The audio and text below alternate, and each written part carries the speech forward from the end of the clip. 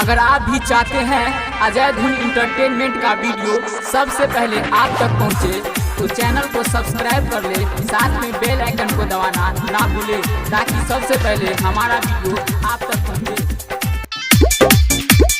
अभी आप सुन रहे हैं जसोधा रिकॉर्डिंग स्टूडियो रामपट्टी से।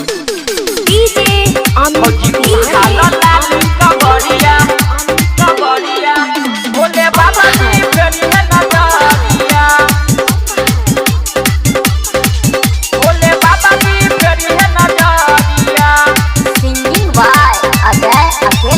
अरे होते सवेरे जाता भगतन के टोली, गुजरता चारों ओर बम बम के बोली। ए भौजी सुना हो, होते सवेरे जाता भगतन के टोली, गुजरता चारों ओर बम बम के बोली। अब की चला ना हो जब घर नगरिया नगरिया नगरिया ढोल गरिया।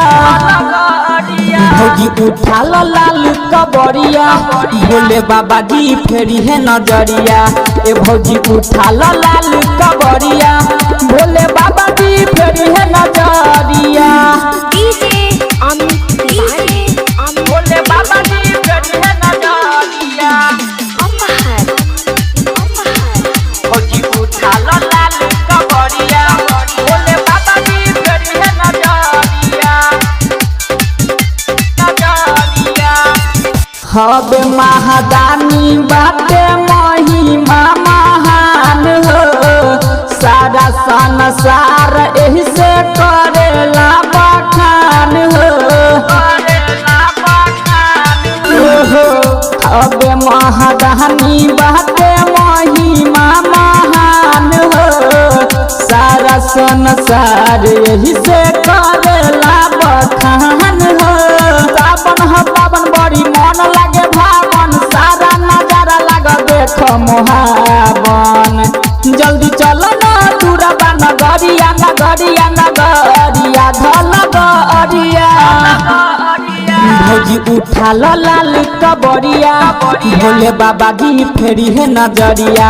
ए भौजी उठा लो लाल कबरिया, भोले बाबा जी फेरी है नजरिया। भोले बाबा जी फेरी है नजरिया। भौजी उठा लो लाल कबरिया, भोले बाबा जी फेरी है नजरिया।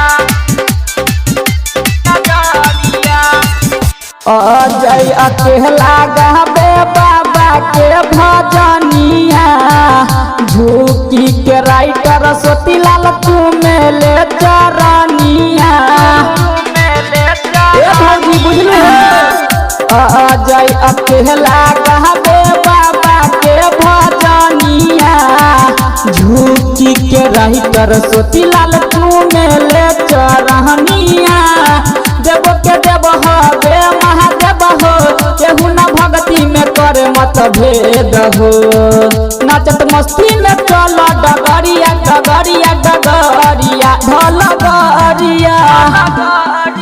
भौजी उठा लो लाल कबरिया, भोले बाबा जी फेरी है नजरिया। ए भौजी उठा लो लाल कबरिया, भोले बाबा जी फेरी है नजरिया। बुझलू ये भौजी। Recording by सोतीलाल।